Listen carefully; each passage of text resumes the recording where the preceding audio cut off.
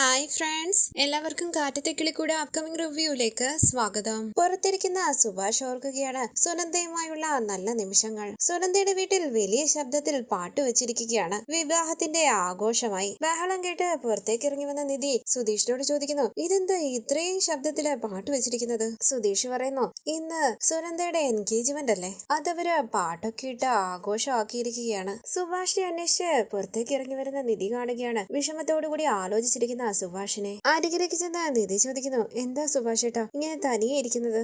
സുഭാഷ് പറയുന്നു, അതൊന്നുമില്ല, പാട്ട് കേട്ട് ഇങ്ങനെ ഇരുന്നതാ. സുഭാഷ് ഏട്ടൻ എന്തെങ്കിലും വിഷമം ഉണ്ടോ എന്ന് നിധി ചോദിക്കുമ്പോൾ സുഭാഷ് ചോദിക്കാണ്, ഞാനെന്തിനാ വിഷമിക്കുന്നത്? അപ്പോൾ നിധി പറയുകയാണ്, ഇന്ന് സുനന്ദയുടെ എൻഗേജ്മെന്റ് അല്ലേ, അതാ ഞാൻ ചോദിച്ചത്. സുഭാഷ് പറയുന്നു, എനിക്കതറിയാം മോളെ, അവളുടെ വീട്ടില് നല്ല ശർക്കരയായിരിക്കും കണ്ടുപിടിച്ചിരിക്കുന്നത്, അവള് നന്നായിരിക്കട്ടെ. സുധീഷും നികേഷും അവിടേക്ക് വരുമ്പോൾ സുഭാഷ് പറയുന്നു, ഞാനിവിടെ വെറുതെ ഇരുന്നതാ, വാ നമുക്ക് അകത്ത് പോകാം. തുടർന്ന് സുഭാഷ് പറയുന്നു, ഞാനൊന്ന് പുറത്തു പോയിട്ട് വരാം. എന്തിനാണെന്ന് സുധീഷ് ചോദിക്കുമ്പോൾ, എനിക്കൊരു ജോലി ഉണ്ടായിരുന്നു, അത് തീർത്തിട്ട് വരാമെന്ന് സുഭാഷ് പറയുകയാണ്. നികേഷ് പറയുന്നു, സുഭാഷ് ഏട്ടാ ഇന്ന് സൺഡേയാ, ഇന്ന് എന്ത് ജോലിയാ? സുഭാഷ് പറയുന്നു, അതൊരു പ്രധാനപ്പെട്ട കാര്യമാ, ഞാൻ മറന്നുപോയതാ, ഞാൻ പോയിട്ട് ഉടനെ വരാം. അങ്ങനെ സുഭാഷ് അകത്തേക്ക് പോയി വിഷമത്തോടുകൂടി ഇരിക്കുകയാണ്. ഈ സമയം സുഭാഷിന്റെ കൂടെ ജോലി ചെയ്യുന്ന ഒരാൾ സുഭാഷിനെ ഫോണിലേക്ക് വിളിക്കുകയാണ്. ഫോൺ അറ്റൻഡ് ചെയ്യുന്ന സംസാരിക്കുന്ന സുധീഷ് ചോദിക്കുന്നു, ഭയ്യ ഇന്ന് സൈറ്റിൽ എന്തെങ്കിലും ജോലി ഉണ്ടോ? അയാൾ പറയുന്നു, ഇല്ല, ഇന്ന് ഒരു ജോലി ഉള്ളതായിട്ട് എനിക്കറിയില്ല. തുടർന്ന് സുധീഷ് പറയുന്നു, ഇന്ന് സൈറ്റിൽ പ്രത്യേകിച്ച് ഒരു ജോലിയില്ല,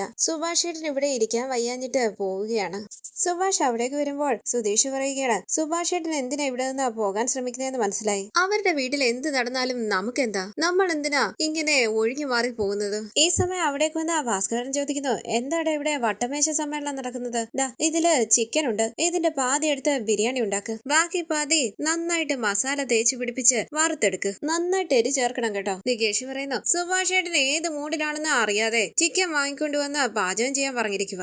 സുധീഷ് പറയുന്നു, ഇവിടെ എന്താ ഹോട്ടൽ നടത്തുന്നുണ്ടോ? മെനു പറഞ്ഞ് പാചകം ചെയ്യാൻ പറയുന്നു സുഭാഷ് ഏട്ടനോട്. ഭാസ്കരൻ പറയുന്നു, എന്ത് മൂഡ്, ആരെങ്കിലും ചത്തുപോയോ? എല്ലാവരും ജീവനോടെ തന്നെ ഉണ്ടല്ലോ, നീ ഉണ്ടാക്കി വെക്കടാ, ഞാൻ പോയിട്ട് വരാന്ന് പറഞ്ഞ ഭാസ്കരൻ അവിടെ നിന്ന് പോവുകയാണ്. നിധി പറയുന്നു, സുഭാഷ് ഏട്ടാ ഇങ്ങിതാ ഞാൻ ഉണ്ടാക്കാം, സുഭാഷ് ഏട്ടൻ റെസ്റ്റ് എടുക്ക്. നിധിയോന്ന് സുധീഷ് ചോദിക്കുമ്പോൾ നിധി പറയുന്നു, അതെ ഞാൻ പാചകം ചെയ്താലെന്താ, എന്നെ നികേഷ് ഹെൽപ്പ് ചെയ്യും. ശരി എന്ന് പറഞ്ഞ് സുഭാഷ് ഏട്ടന്റെ കയ്യിലിരിക്കുന്ന ചിക്കൻ വാങ്ങിച്ച് നിധിയുടെ കയ്യിലേക്ക് കൊടുത്ത് സുഭാഷിനെയും കൂട്ടി അകത്തേക്ക് പോവുകയാണ് സുധീഷ്. റൂമിലേക്ക് വന്ന സുധീഷ് പറയുന്നു, ദേ നോക്ക്, സുഭാഷ് ഏട്ടൻ ഇപ്പം ജോലിക്കൊന്നും പോകണ്ട, ഇവിടെ തന്നെ ഇരുന്നു. തുടർന്ന് ഹരീഷ് അവിടേക്ക് വരുമ്പോൾ സുധീഷും നികേഷും സുഭാഷ് ഏട്ടൻ വലിയ സങ്കടത്തിലാണെന്നും ആ നിശ്ചയം മുടക്കുന്നതിനെ കുറിച്ചും സംസാരിക്കുകയാണ്. ഇത് കേട്ടുകൊണ്ട് അരികിലേക്ക് വന്ന നിധി ചോദിക്കുന്നു, എന്തിനാ നിശ്ചയം മുടക്കുന്നതിനെ കുറിച്ച് സംസാരിക്കുന്നത്? എന്നോട് വരാമെന്ന് ഉറപ്പ് പറഞ്ഞിട്ട് അവൾ ക്ഷേത്രത്തിലേക്ക് വന്നില്ല, അവളുടെ പ്രണയത്തിനു വേണ്ടി അവൾ ഒന്നും ചെയ്തില്ല, വീട്ടുകാര് പറഞ്ഞ പയ്യനെ കല്യാണം കഴിക്കാൻ തയ്യാറായി, അവക്ക് അതിൽ പ്രശ്നമല്ല, പിന്നെ നമ്മൾ എന്തിനാ വിഷമിക്കുന്നത്? ഈ വീട്ടിൽ നിന്നും ആരും ആ വീടിന്റെ ഭാഗത്തേക്ക് പോലും പോകരുത്, നിങ്ങക്ക് മനസ്സിലായില്ലേ? മനസ്സിലായി എന്ന് എല്ലാവരും തലയാട്ടുമ്പോൾ നികേഷ് ചോദിക്കുന്നു, ഹരീഷ് ഏട്ടാ ആരാ പയ്യൻ? അവൻ ആരായാലും നമുക്ക് എന്താണെന്ന് ഹരീഷ് പറയുമ്പോൾ നികേഷ് ചോദിക്കുകയാണ്, നമ്മുടെ സുഭാഷ് ഏട്ടനെക്കാട്ടിലും കാണാൻ നല്ലതാണോ അവനെ? സുധീഷ് പറയുന്നു, ദുബായ് ജോലി ചെയ്യുന്ന ആളാ, സുനന്ദയുടെ അച്ഛന്റെ ഒപ്പമാണ് ജോലി ചെയ്യുന്നത്, കാണാൻ എങ്ങനെയുണ്ടെന്ന് അറിയില്ല. സുനന്ദയുടെ വീടിന്റെ അരികിലേക്ക് വരികയാണ് സുധീഷ്. ആളുകളെല്ലാം എൻഗേജ്മെന്റിന് വന്നുകൊണ്ടിരിക്കുകയാണ്. സുധീഷ് ഒന്ന് ആലോചിച്ച് ഒരു മാസ്കും വെച്ച് കൂളിംഗ് ഗ്ലാസും വെച്ച് എല്ലാവരുടെയും ഒപ്പം അകത്തേക്ക് പോവുകയാണ്. സുനന്ദയും പയ്യനും പുഞ്ചിരിച്ച് എല്ലാവരുടെയും മുന്നിൽ നിൽക്കുകയാണ്. സുധീഷിനെ കണ്ട് ഒരാൾ സംശയത്തോടു കൂടി ചോദിക്കുന്നു, ആരാ ഇത്, നിങ്ങളുടെ ബന്ധുവാണോ? ഗംഗാധരൻ സംശയത്തോടു കൂടി സുധീഷിന്റെ അരികിലേക്ക് വരുമ്പോൾ സുധീഷ് ഫോട്ടോഗ്രാഫറുടെ അരികിലേക്ക് ചെന്നിട്ട് ചോദിക്കുന്നു, hi bro, how are you? Fine എന്ന് അയാൾ പറയുമ്പോൾ ഗംഗാധരൻ അവരെ തന്നെ ശ്രദ്ധിച്ചു നിൽക്കുകയാണ്. ക്യാമറയുടെ ലെൻസിനെ കുറിച്ചൊക്കെ ഫോട്ടോഗ്രാഫറുമായി സംസാരിക്കുകയാണ് സുധീഷ്. നിങ്ങൾ ആരാണെന്ന് ഫോട്ടോഗ്രാഫർ ചോദിക്കുമ്പോൾ സുധീഷ് പറയുന്നു, ഞാൻ പയ്യന്റെ ഫ്രണ്ടാണ്, ഒരു സർപ്രൈസ് കൊടുക്കാനായിട്ട് വന്നതാ. ഗംഗാധരൻ കൂടെയുള്ള ആളിനോട് പറയുന്നു, അതാ ഫോട്ടോഗ്രാഫറുടെ കൂടെയുള്ള പയ്യനാണെന്ന് തോന്നുന്നു. ഫോട്ടോഗ്രാഫർ ചോദിക്കുന്നു, എങ്കിൽ നിങ്ങൾ പോയി സർപ്രൈസ് കൊടുക്ക്, ഞാൻ ഫോട്ടോ എടുക്കട്ടെ? സുധീഷ് പറയുകയാണ്, അയ്യോ വേണ്ട, ഫംഗ്ഷൻ എല്ലാം കഴിയട്ടെ, അതിനുശേഷം ഞാൻ അവന് സർപ്രൈസ് കൊടുക്കാം, അപ്പം ഫോട്ടോ എടുത്താൽ മതി കേട്ടോ. സുനന്ദയുടെ അച്ഛനും അമ്മയും സന്തോഷത്തോടു കൂടി ഗസ്റ്റുകളോടൊക്കെ സംസാരിക്കുകയാണ്. സുനന്ദ ഇടയ്ക്കിടയ്ക്ക് വിഷമത്തോടുകൂടി ലളിതയെ നോക്കുന്നുണ്ട്. ഫോട്ടോഗ്രാഫർ പറയുന്നു, എല്ലാവരും ഇങ്ങോട്ട് നോക്കിക്കേ, നന്നായിട്ട് ചിരിച്ചു നിൽക്കണേ. സുനന്ദ വിഷമത്തോടു കൂടി നിൽക്കുമ്പോൾ കയ്യിൽ പിടിച്ച ലളിത പറയുന്നു, ചിരിക്കുന്നത് പോലെ നിൽക്ക്. ലളിത സംശയത്തോടുകൂടി സുധീഷിനെ നോക്കിക്കൊണ്ട് ഗംഗാധരന്റെ അരികിലേക്ക് പോവുകയാണ്. സുധീഷ് ഫോട്ടോഗ്രാഫറുമായി സംസാരിച്ചു നിൽക്കുന്നു. ലളിത ചോദിക്കുന്നു, ആ മാസ്ക് വെച്ചിരിക്കുന്ന പയ്യൻ ആരാ? ഗംഗാധരൻ പറയുന്നു, അതാ ഫോട്ടോഗ്രാഫറുടെ കൂടെ വന്ന പയ്യനാണെന്ന് തോന്നുന്നു, അവൻ എന്തിനാ ഈ കണ്ണാടിയൊക്കെ വെച്ചിരിക്കുന്നതെന്ന് ലളിത ചോദിക്കുമ്പോൾ ഗംഗാധരൻ പറയുകയാണ്, ഫോട്ടോ എടുക്കുമ്പോൾ ഫ്ലാഷ് വരാറുണ്ടല്ലോ, അത് കണ്ണിലേക്ക് അടിക്കാൻ കഴിക്കാതിരിക്കാനായിരിക്കും. വിയർത്തു നിൽക്കുന്ന സുനന്ദയോട് പയ്യൻ ചോദിക്കുന്നു. മുഖം വല്ലാതെ വിയർത്തിരിക്കുന്നു. ഈ കർച്ചീഫ് വെച്ച് തുടയ്ക്കുന്നു. സുനന്ദ പറയുന്നു, വേണ്ട, കുഴപ്പമില്ല. സുധീഷ് ഫോണിൽ വീഡിയോ എടുക്കുമ്പോൾ അരികിലേക്ക് വന്ന് സുനന്ദയുടെ അച്ഛൻ ചോദിക്കുന്നു, നിങ്ങൾ ആരാ? സുധീഷ് പറയുകയാണ്, ഫോട്ടോഗ്രാഫർ ടീമാണ് സർ. എന്താ ഫോണിൽ എടുക്കുന്നതെന്ന് സുനന്ദയുടെ അച്ഛൻ ചോദിക്കുമ്പോൾ സുധീഷ് പറയുകയാണ്, ഇപ്പൊ എല്ലാം ഫോണിലൂടെ ആണല്ലോ, അതുകൊണ്ടാ സർ. എന്റെ ഒരു ഫോട്ടോ ഫോണിൽ എടുക്കണം കേട്ടോ, ചെറുക്കന്റെയും പെണ്ണിന്റെയും ഒപ്പം എന്ന് പറഞ്ഞ് സുനന്ദയുടെ അച്ഛൻ അവിടെ നിന്ന് പോകുന്നു. ഈ സമയമെല്ലാം വിഷമത്തോടു കൂടി റൂമിലിരിക്കുകയാണ് സുഭാഷ്. നിധിയും നികേഷും കൂടി പാചകം ചെയ്യുകയാണ്. ഹരീഷും അവരെ സഹായിക്കുകയാണ്. ഗ്യാസ് തീരുകയാണ്. കുറ്റി എടുത്തു നോക്കി നികേഷ് പറയുന്നു, ഗ്യാസ് തീർന്നു. നിധി ചോദിക്കുന്നു, മറ്റൊരു സിലിണ്ടർ കാണുമല്ലോ? ഇല്ലെന്ന് നികേഷ് പറയുമ്പോൾ നിധി പറയുകയാണ്, എന്താ രണ്ടെണ്ണം ഇല്ലാത്തത്? ഹരീഷ് ചോദിക്കുന്നു, എന്താടാ രണ്ടെണ്ണം ഇല്ലാത്ത? നികേഷ് പറയുകയാണ്, സുഭാഷ് ഏട്ടനെ വിളിക്കട്ടെ? വേണ്ടെന്ന് നിധി പറയുമ്പോൾ നികേഷ് പറയുന്നു, ഇനി ഒരൊറ്റ വഴിയേ ഉള്ളൂ, വിറകടുപ്പിൽ ഉണ്ടാക്കണം, അല്ലെങ്കിൽ പുറത്തു നിന്ന് ഭക്ഷണം വാങ്ങാം. നിധി പറയുന്നു, എടാ ഇത്രയും ചിക്കൻ ഇരിക്കുകയല്ലേ, ഇതെന്തോ ചെയ്യും? ഫ്രിഡ്ജിൽ വെക്കണമെന്ന് നികേഷ് പറയുമ്പോൾ ഹരീഷ് പറയുകയാണ്, ചിക്കൻ ഫ്രിഡ്ജിൽ വെക്കണമെങ്കിൽ ഫ്രിഡ്ജ് വർക്കാവണ്ടേ? നിധി പറയുന്നു, ഇവിടെ ഒന്നുമില്ല, ഗ്യാസ് ഇല്ല, ചിക്കൻ വെക്കാൻ പാത്രമില്ല, ഫ്രിഡ്ജ് വർക്കാകുന്നില്ല.